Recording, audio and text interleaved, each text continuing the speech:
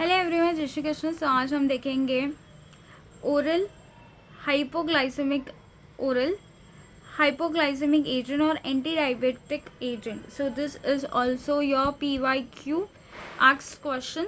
सो हमने स्टार्टिंग में हम फर्स्ट फार्मा के PYQs करने वाले हैं।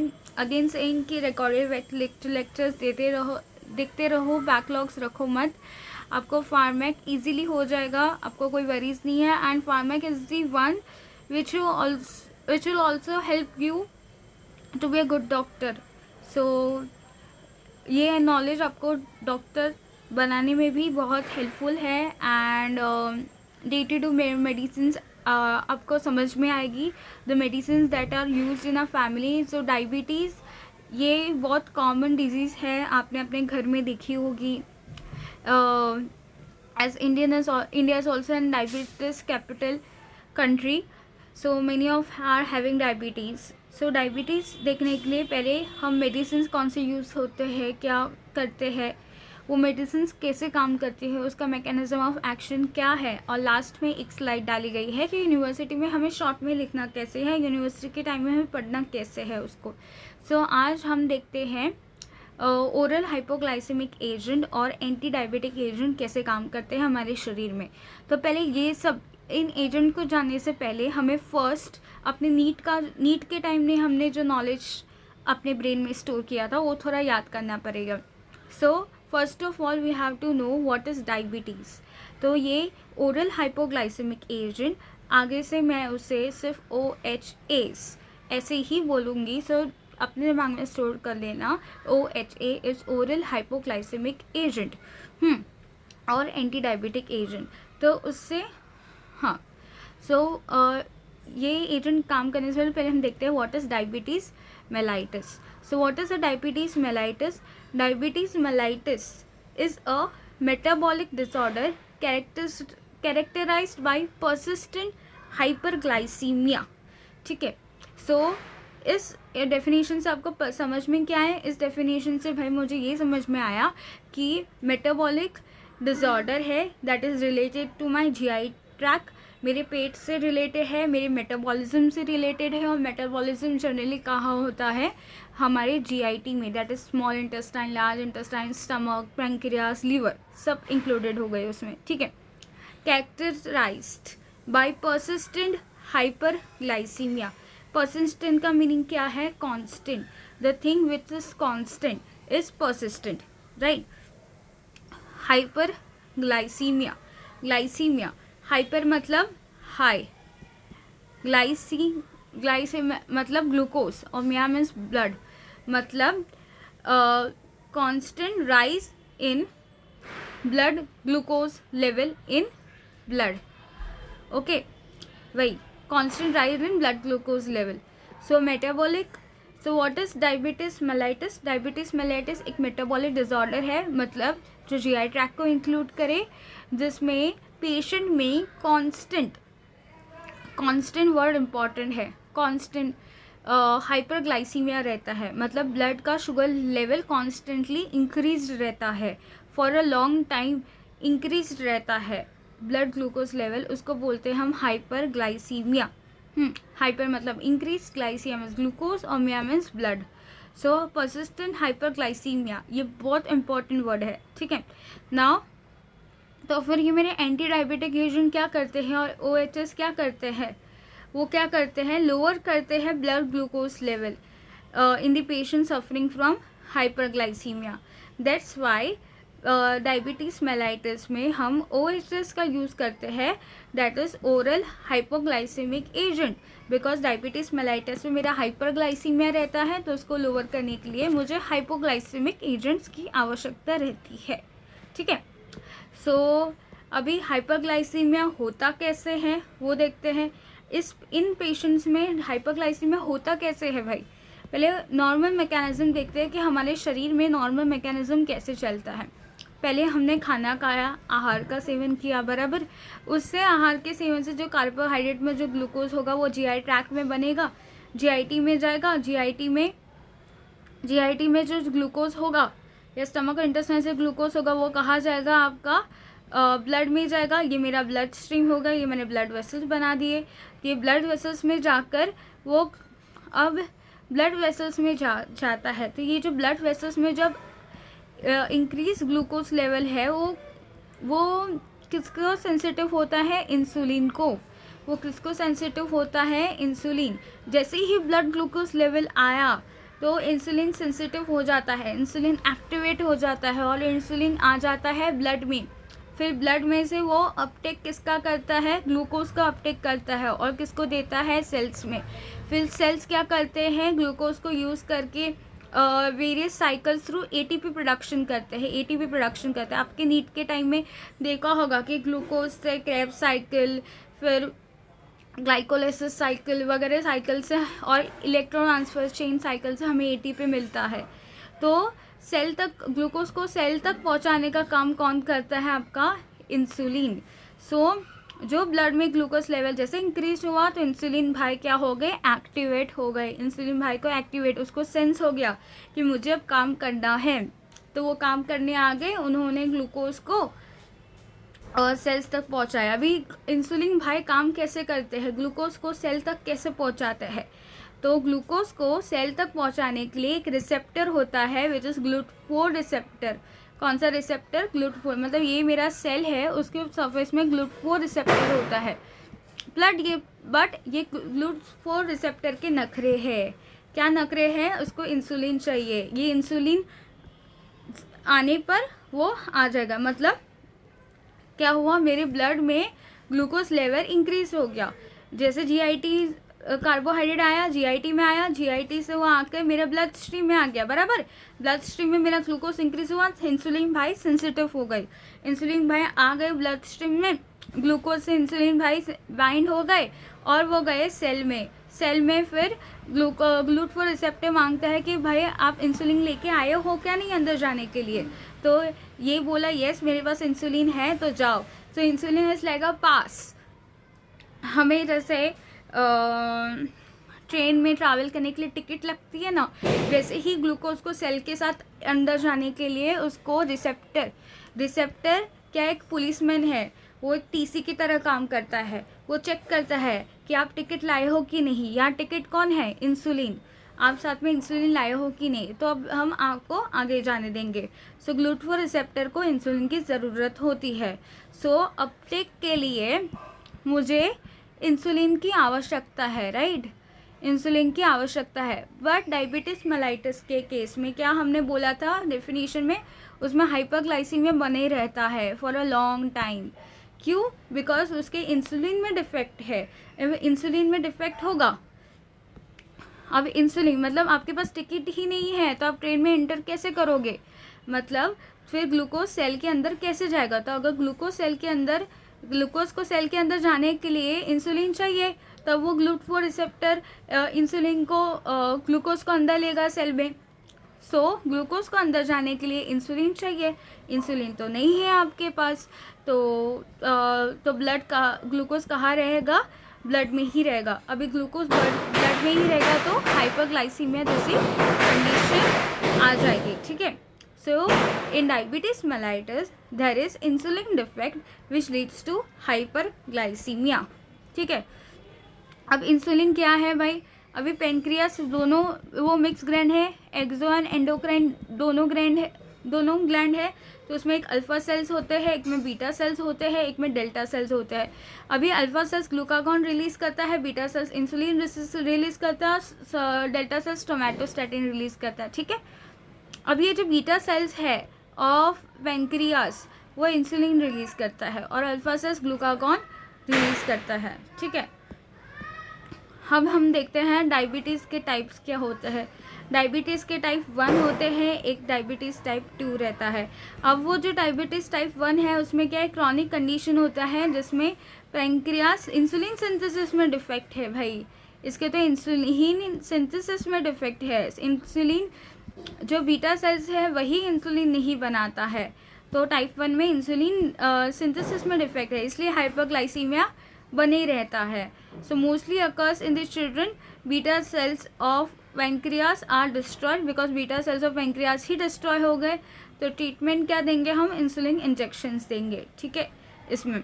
बट टाइप 2 डायबिटीज़ में क्या है कि chronic condition in which insulin resistance है। इंसुलिन रेजिस्टेंस मतलब ग्लूकोज के साथ इंसुलिन बाइंड तो हो गया, आ भी गया, but cell has a resistance towards insulin.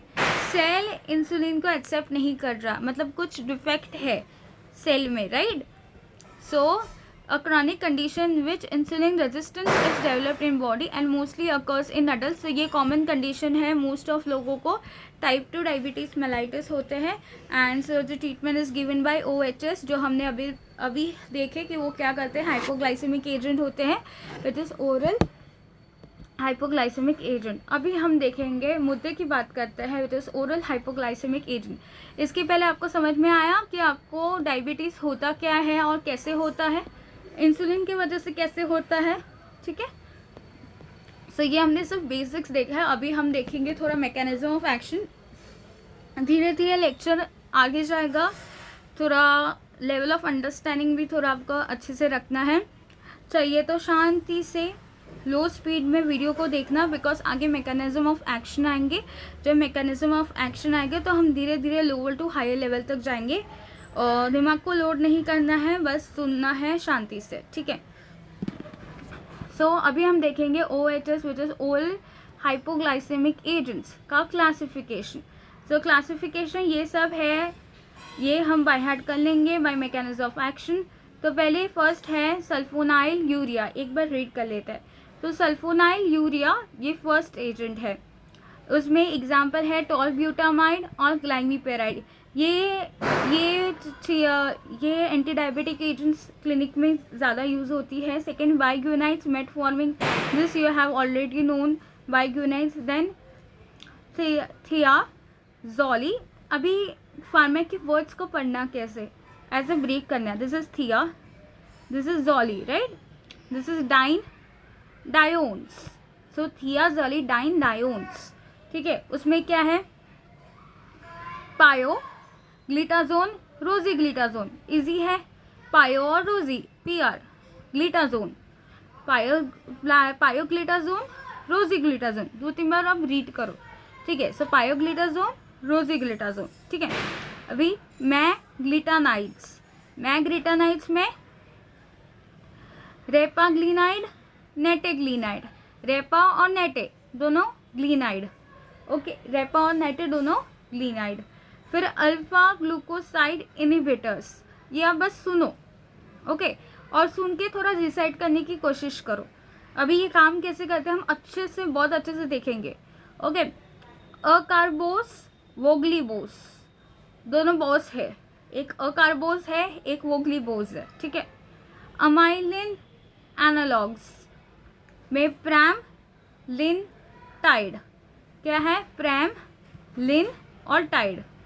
DPP-4 inhibitors में सीतागिलिप्टिन, सीता शाकर थी, उसने ग्ली लेके उड़ान मार दी, तो लिप्टिन और सीतागिलिप्टिन, ठीक है। And SGLT2 inhibitors, dapagliflozin, okay. So ये पूरा क्लासिफिकेशन है। अभी इस क्लासिफिकेशन को एक एक करके हम मैकेनिज्म ऑफ एक्शंस दिखेंगे, ठीक है। सो पहले mechanism of actions of drugs देखने से पहले नॉर्मल मैकेनिज्म देखते हैं कैसे। मैंने फिर से बोल दिया, डाइट है, ये मेरा इंटेस्टाइन हो गया, GI ट्रैक में स्टार्च होता है, वो कन्वर्ट होता है ग्लूकोज। अभी स्टार्च को ग्लूकोज कन्वर्ट करने में हेल्प कौन करता है, अल्फा ग्लूकोसाइडेस एंजाइम। अभी स्टार्च को, मतलब कॉम्प्लेक्स कार्बोहाइड्रेट को सिंपल कार्बोहाइड्रेट में कन्वर्ट कौन करता है, ये कॉम्प्लेक्स कार्बोहाइड्रेट, तो सिंपल कार्बोहाइड्रेट कौन सा था आगे आपका, ग्लूकोज, कौन करता है, अल्फा ग्लूकोसाइडेस एंजाइम। अभी अल्फा ग्लूकोसाइडेस एंजाइम क्या करता है, ग्लूकोज जाता है, ग्लूकोज GI ट्रैक से फिर ब्लड स्ट्रीम में जाता है, राइट।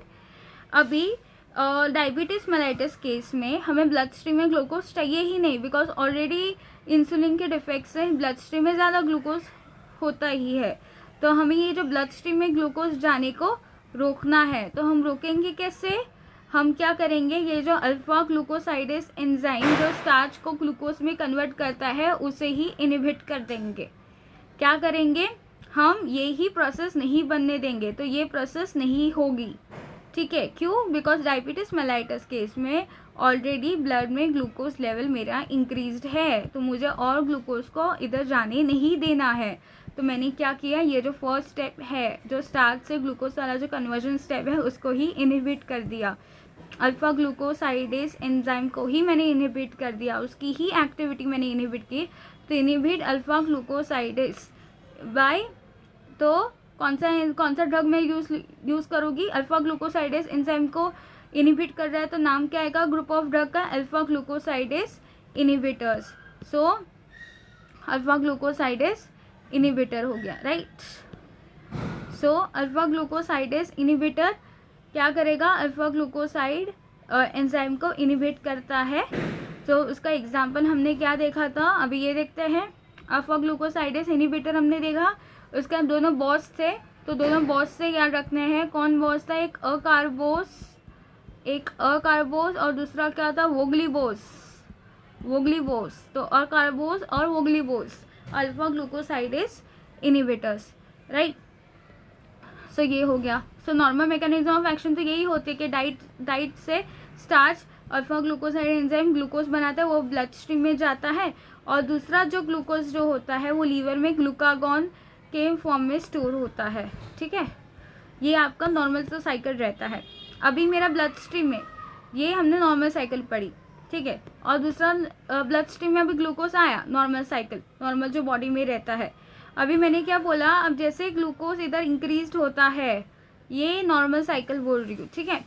जैसे ग्लूकोज इधर इंक्रीज होता है, इंसुलिन बाई सेंसिटिव होता है, मतलब ये जो ग्लूकोज है वो किस में जाएगा? बीटा सेल्स ऑफ पेनक्रियास में जाएगा। तो ये मेरा इंसुलिन का ये ग्लूकोज कहाँ जा रहा है? Beta cells of GLUT2 receptor से बीटा सेल्स ऑफ पेनक्रियास में जाएगा, इधर जाएगा, वो एटीपी बनाएगा। ग्लूकोज एटीपी कैसे बनाता है? ग्लाइकोलाइसिस, क्रेब्स साइकिल वगैरह से एटीपी बनाएगा। एटीपी जैसे ही उसने बनाया तो एटीपी सेल के कैल्शियम चैनल को ब्लॉक करता है। एटीपी सेल के कैल्शियम चैनल को ब्लॉक करता है। कैल्शियम नहीं, सॉरी, पोटेशियम, कैल्शियम नहीं, पोटेशियम, सॉरी। सो एटीपी मेरा पोटेशियम चैनल को ब्लॉक करता है। पहले मैंने क्या बोला, मेरे नॉर्मल साइकिल में ये मेरा ब्लड स्ट्रीम है, right, this is my blood stream. Blood stream में जीआईटी से मेरा ग्लूकोज आया, तो जीआईटी से जब मेरा ग्लूकोज आया तो वो कहाँ गया? बीटा सेल्स ऑफ पेनक्रियास में गया। बीटा सेल्स ऑफ पेनक्रियास में वो गया, तो मैंने जैसे बीटा सेल्स ऑफ पेनक्रियास में वो गया, बाय GLUT2 रिसेप्टर उसने एटीपी बनाया। एटीपी बनाया बाय ग्लाइकोलाइसिस क्रेब्स साइकिल। फिर उसने ब्लॉक कौन से चैनल को किया? पोटेशियम चैनल को ब्लॉक किया। अब पोटेशियम चैनल को उसने पूरा ब्लॉक कर दिया, तो पोटेशियम क्या जाएगा? बाहर जा पाएगा क्या? नहीं जा पाएगा। पोटेशियम का सैचुरेशन इधर हो जाएगा इनटू द सेल, जिससे पॉजिटिव चार्ज क्या होगा? इंक्रीज होगा। जब पॉजिटिव चार्ज इंक्रीज हो जाएगा तो क्या होगा? डीपोलराइजेशन ऑफ सेल, मतलब सेल का एक्शन पोटेंशियल इंक्रीज हो जाएगा। मतलब सेल के डीपोलराइजेशन होने से पॉजिटिव चार्ज इंक्रीज हो गया। पॉजिटिव चार्ज वगैरह सब इंक्रीज होने की वजह से दूसरे चैनल्स जो बॉडी में रहते हैं सेल में, which is known as calcium channel, जिसको बोलते हैं कैल्शियम चैनल, वो एक्टिवेट हो जाते हैं और कैल्शियम अंदर आ जाता है। सो पहले तो ग्लूकोज आया, एटीपी बनाया, एटीपी ने ब्लॉक किया पोटेशियम को, पोटेशियम से ब्लॉक कर डीपोलराइजेशन हो गया, पॉजिटिव चार्ज इंक्रीज हो गया, जिसने एक्टिवेट किया कैल्शियम चैनल्स को। कैल्शियम चैनल्स के एक्टिवेट होने से मेरे जो बीटा सेल्स में इनएक्टिवेट फॉर्म में जो इंसुलिन था, प्रो इंसुलिन, वह एक्टिवेट होकर इंसुलिन बन गया और वो कहाँ आ गया? ब्लड स्ट्रीम में। अभी वो कहाँ जाएगा? ब्लड स्ट्रीम में ये जो ग्लूकोज है वो जो सेल्स में लेके जाएगा। कहाँ जाएगा? वो सेल्स में लेके जाएगा, ठीक है, बॉडी सेल्स में वो लेके जाएगा। मतलब वो लीवर के कहाँ जाएगा? सेल्स में, मतलब किडनी सेल्स में जाएगा, हार्ट में जाएगा, सभी सेल्स में ये मेरा इंसुलिन जाएगा। ठीक है, तो this is the one of the जिसमें इंसुलिन। बाकी गट से एक एंजाइम भी रिलीज होता है जिसे हम बोलते हैं GLP-1 एंजाइम।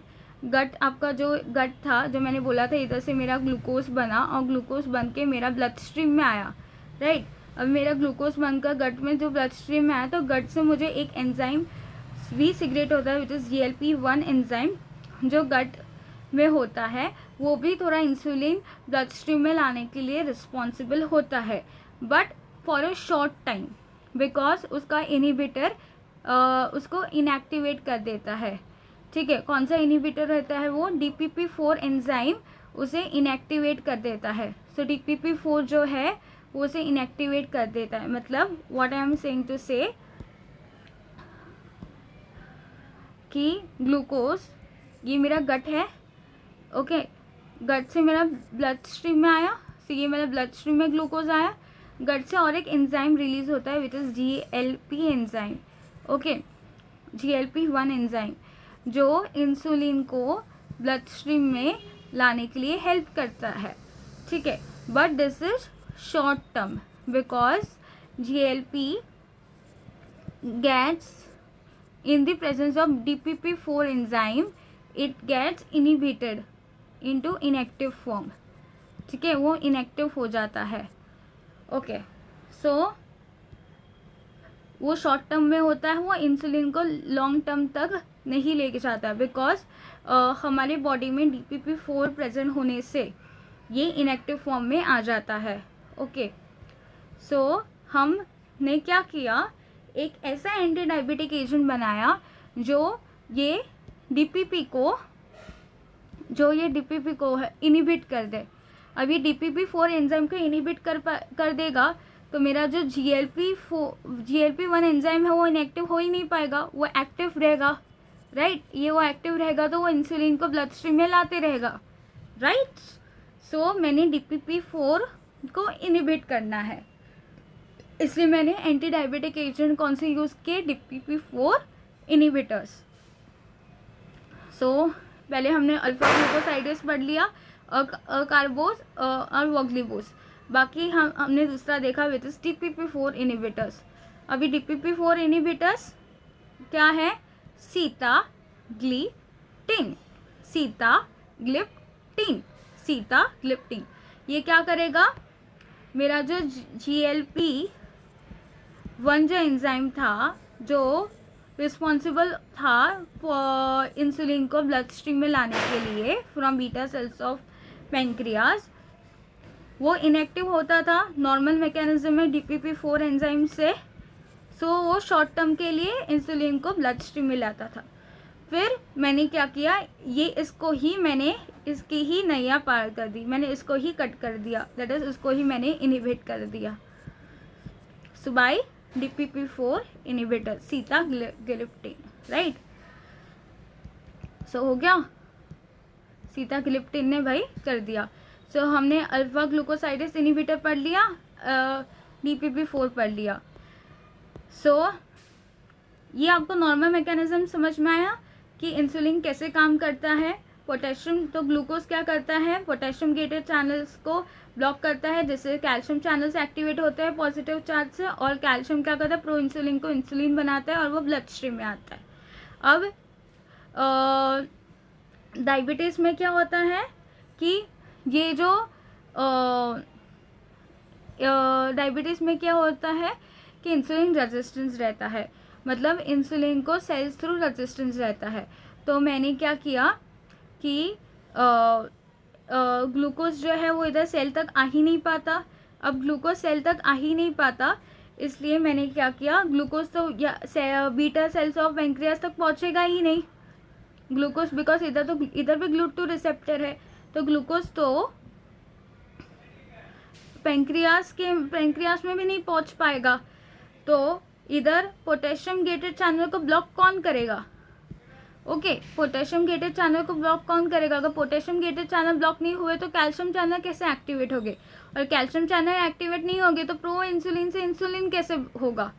सो हमें करना क्या है कि ग्लूकोज तो इधर बाहर ही होगा ब्लड में, डायबिटीज़ मेलाइटिस में पर्सिस्टेंट, वो इधर आ नहीं पाएगा, तो ग्लूकोज तो एटीपी से पोटेशियम चैनल को ब्लॉक नहीं कर पाएगा। फिर हमने क्या सोचा, हम ऐसे एंटी डायबिटिक एजेंट्स बनाते हैं जो मेरे पोटेशियम चैनल को ब्लॉक कर दे, जो मेरे पोटेशियम चैनल को ब्लॉक कर दे। तो मैंने एक ऐसे एजेंट्स बनाए जिसका नाम है सल्फोनाइल यूरिया एजेंट। वो क्या करता है, पोटेशियम चैनल को ब्लॉक करके सेम मैकेनिज्म करता है, डिपोलराइजेशन करता है, Ca2 से प्रो इंसुलिन से इंसुलिन बनता है। पर वो कैसे काम करता है, वो मेरा anti diabetic agent sulfonyl urea के रिसेप्टर्स होते हैं हमारे सेल में। तो सल्फोनाइल यूरिया उस रिसेप्टर, वो ड्रग आता है, सल्फोनाइल यूरिया अपने रिसेप्टर से बाइंड करता है, फिर वो पोटेशियम चैनल्स को ब्लॉक करके डीपोलराइजेशन करता है, फिर Ca2+ चैनल्स ओपन हो जाते हैं, प्रो इंसुलिन से इंसुलिन हो जाता है, इंसुलिन बन जाता है, फिर नॉर्मल सेम मैकेनिज्म चलता रहता है। ठीक है, तो ये मेरा काम कौन करता है, सल्फोनाइल यूरिया। इसके एग्जाम्पल क्या है, टॉल ब्यूटामाइड और ग्लाइमपेरिडाइड। तो हमने फर्स्ट हमने फर्स्ट क्या देखा, अल्फा ग्लूकोसाइड इनहिबिटर्स जो कार्बोज और वोग्लिबोस है। सेकेंड हमने DPP4 इनहिबिटर देखा विच इज थीटागिलिप्टिन। अभी हमने थर्ड और एक देख लिया which is sulfonylurea which is tolbutamide और ग्लाइमपेरिडाइड। ठीक है, so this is also done, ये भी हो गया भाई।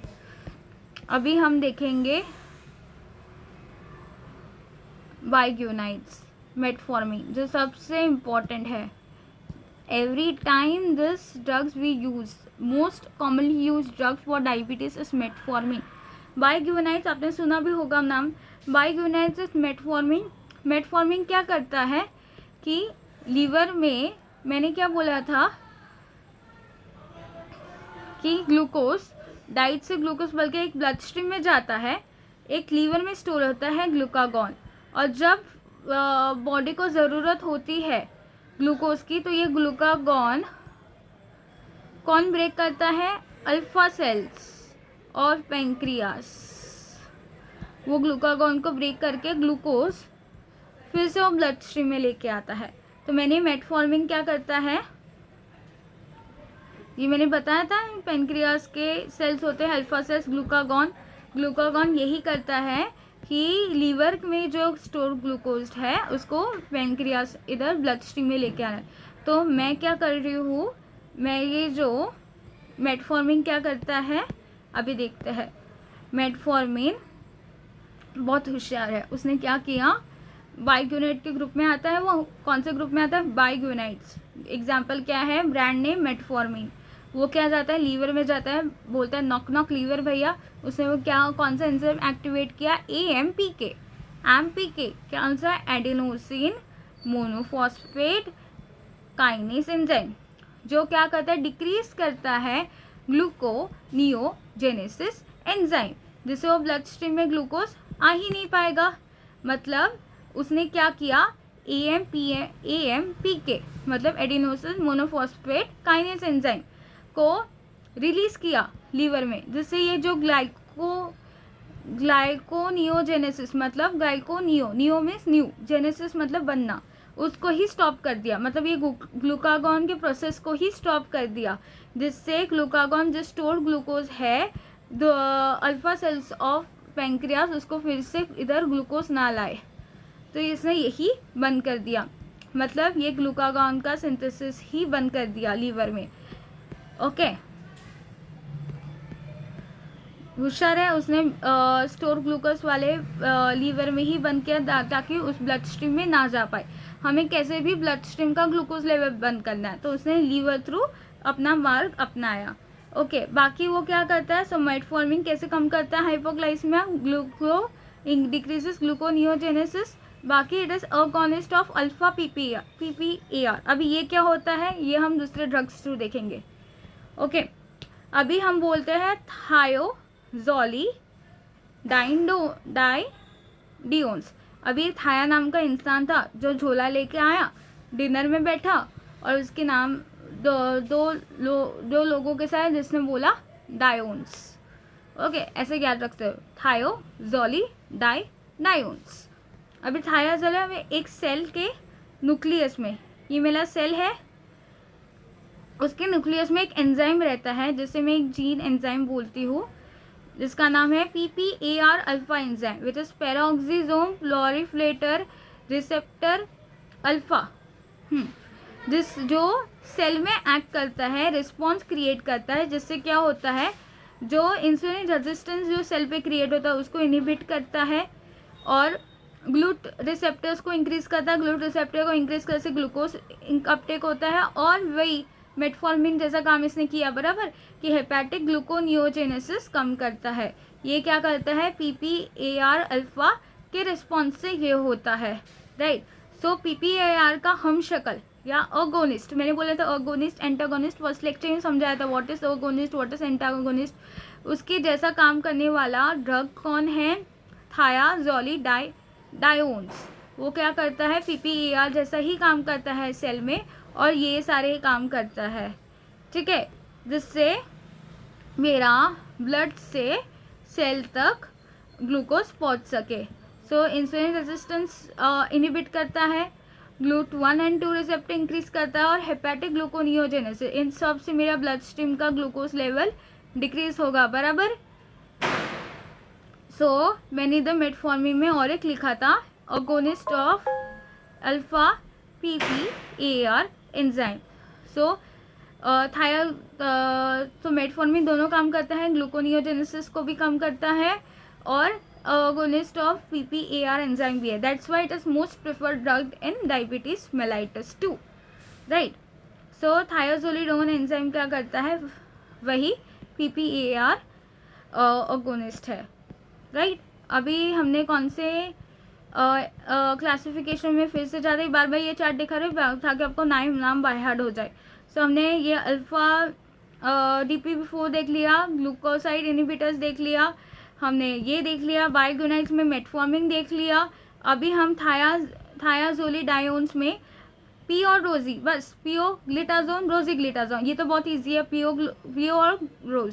सो पीओ ग्लिटाजोन रोजी ग्लिटाजोन ये देख लिया, ठीक है भैया। ये भी हो गया हमारा एंटी डायबिटिक एजेंट में। उसके बाद हम नेक्स्ट करेंगे मैग्लीनाइड्स। मैग्लीनाइड्स का भी सल्फोनायूरिया की तरह ही मैकेनिज्म है। सल्फोनायूरिया क्या कर रहा था भैया, याद करो फिर से। सल्फोनायूरिया क्या कर रहा था, ब्लॉक कर रहा था पोटेशियम चैनल को, जिससे सेम से वही प्रोसेस हो सके। तो ये सेम मैकेनिज्म करता है मैग्लिटिनाइड्स। अभी मैग्लिटिनाइड्स के एग्जाम्पल्स हमने क्या देखे थे, मैग्लिटिनाइड्स के एग्जाम्पल्स हमने देखे थे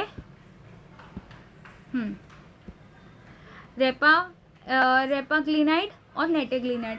तो रेपा और नेटे और थायाजोली डायोन्स का कौन सा एग्जाम्पल देखा था हमने, पीओ और रोजी। तो पीओ ग्लिटाजोन रोजी ग्लिटाजोन। ओके, बायोगोनाइड्स के एग्जाम्पल क्या रहा था हमने, मेटफॉर्मिन और मेटफॉर्मिन। हमने मेटफॉर्मिन देख लिया। चलो मैक्सिमम हो गए। अभी बाकी कौन से रहे हमारे, दो कौन से बाकी रहे हमारे, SGL2 इनहिबिटर्स और अमाइलिन एनालॉग्स। देखते हैं वो क्या होता है। उसका आपको ब्रांड नेम याद रखना है तो याद रख सकते हो, नहीं रखना है तो मत रखो। Amylin analogues alpha glucosidase inhibitors तो पहले ही समझाया था आपको। उसमें कौन सा एग्जाम्पल था, दोनों बॉस थे, अकार्बोस और वोग्लीबोस। अभी अमाइलिन एनालॉग क्या है, अमाइलिन एनालॉग मतलब अभी पेनक्रियास में 2 सेल्स होते हैं, अल्फा सेल होता है, बीटा सेल होता है। अल्फा सेल ग्लूकोज करता है, इन्हें इंसुलिन अपटेक करता है। अभी अमाइलिन एनालॉग का मतलब क्या है, इसमें दिया है amylin is also called as islet, ये छोड़ो ये मत लिखो, is produced by beta pancreatic cell. It is also produced by pancreatic beta cell, acts in the brain to reduce glucagon secretion from the alpha cells. अब ये glucagon secretion stop करता है, क्या करता है, ग्लूकागॉन का सिक्रीशन स्टॉप करता है। ये मतलब ये जो ग्लूकागॉन है जो लीवर में ग्लूकागॉन का क्या करता है, इसका सिक्रीशन स्टॉप करता है। ग्लूकागॉन का काम क्या था, ग्लूकागॉन का काम क्या था, ग्लूकागॉन का लाइसिस करके ब्लड में ग्लूकोज लेवल इंक्रीज करना। लीवर में जो स्टोर ग्लूकोज था विच इज ग्लूकागॉन वही था। उसका लाइसिस करता था, और लाइसिस करके जो ग्लूकोज था वो ब्लड में भेजता था भाई। तो फिर हाइपरग्लाइसीमिया वाली कंडीशन हो गई, ऑलरेडी हाइपरग्लाइसीमिया है डायबिटीज़ में, तो एमाइलिन एनालॉग क्या करेगा, ये जो ग्लूकागॉन है अल्फा सेल उसको ही इनहिबिट कर देगा, जिससे क्या होगा कि ग्लूकागॉन ग्लूकोज में कन्वर्ट ही नहीं होगा और ब्लड में नहीं जाएगा। ठीक है, सो ये वाला इम्पॉर्टेंट है, it reduces alpha glucose secretion from alpha cells. Then sodium glucose co-transporter, that is SGL2 inhibitors. SGL2 inhibitors में क्या दिया है, practically all the glucose is filtered at the glomerulus and is reabsorbed in the proximal tube. मतलब इसमें बोला है कि मेरा जो ग्लूकोज जो ग्लोमेरुलस में रहता है, जो मेरा ग्लोमेरुलस में है वो मेरा कहा जाता है, और ग्लोमेरुलस से प्रॉक्सिमल कॉन्वोल्यूटेड ट्यूब्यूल्स मतलब पीसीटी में जाता है और ऑब्जॉर्ब होता है।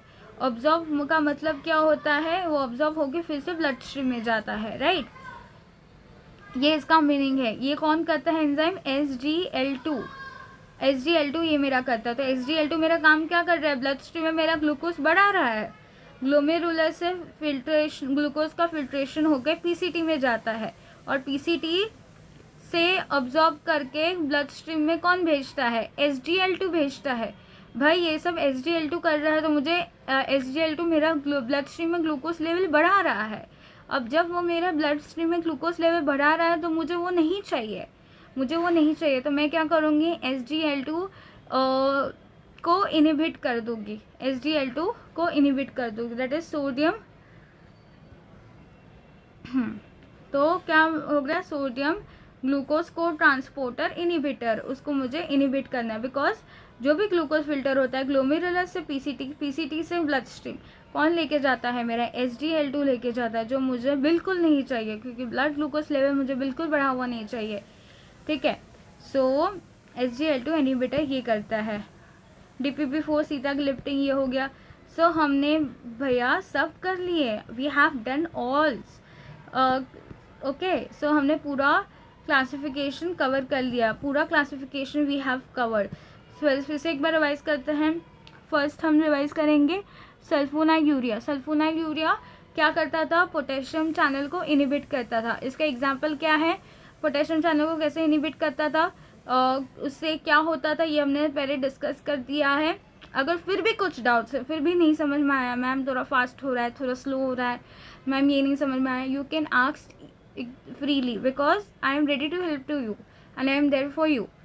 ठीक है, और थोड़ा काम रखो mind when you are taking also seeing the videos, काम होकर वीडियोस देखो। ऐसा नहीं बहुत सिलेबस बाकी है, वीडियो देख रही हो, it is very long video and it's taking time. It's not taking time, it's giving your time in your future, you are investing this time for your future.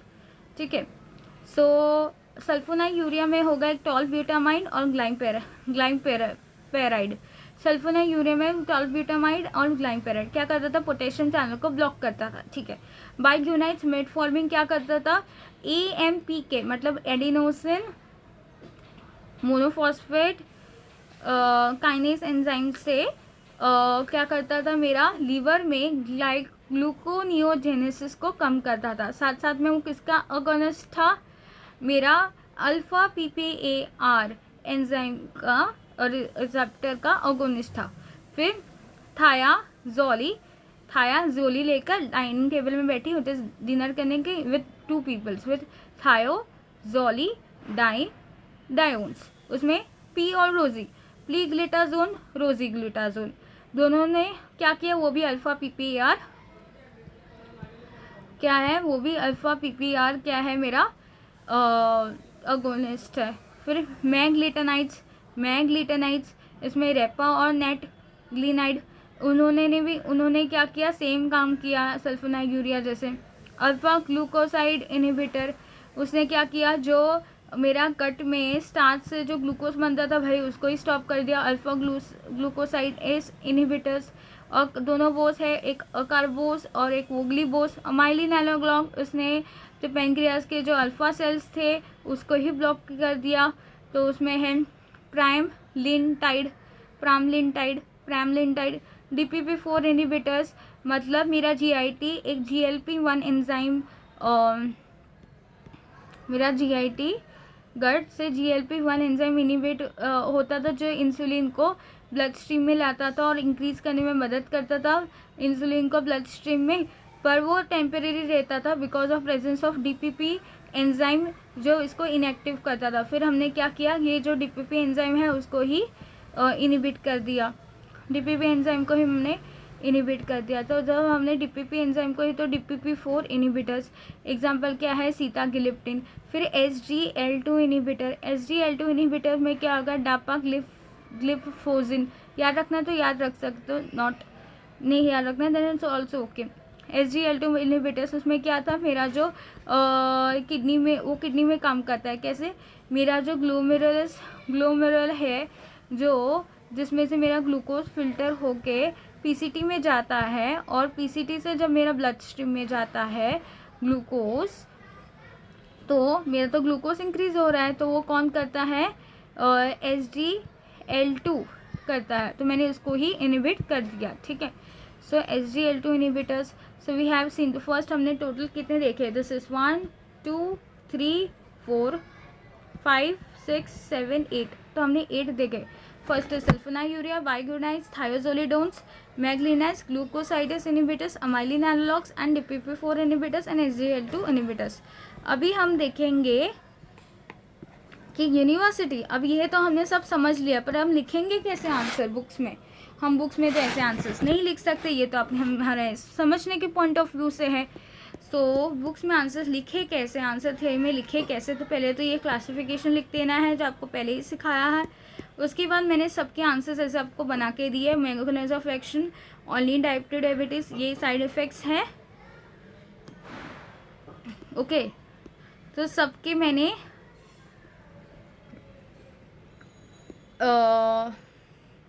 ऐसे डाल दिए हैं for your theory answers. And ये एक बार एक याद रखना कि जो भी ओरल OHS है have to be given before meals देना। अभी क्यों बिफोर मील्स देना है, बिकॉज आफ्टर मील्स तो आपका ग्लूकोज इंक्रीज होगा ना, ग्लूकोज जाएगा स्ट्रीम में जाएगा, ब्लड स्ट्रीम में जाएगा, स्टार्च बनेगा, स्टार्च से ग्लूकोज बनेगा, फिर ब्लड स्ट्रीम में जाए तो आफ्टर मील्स इंक्रीज होगा, तो बिफोर मील्स देना है उसको ताकि वो रेगुलेट कर सके। ठीक है, so that's all for today, thank you. अगर कुछ डाउट हो तो प्लीज़ टेक्स्ट।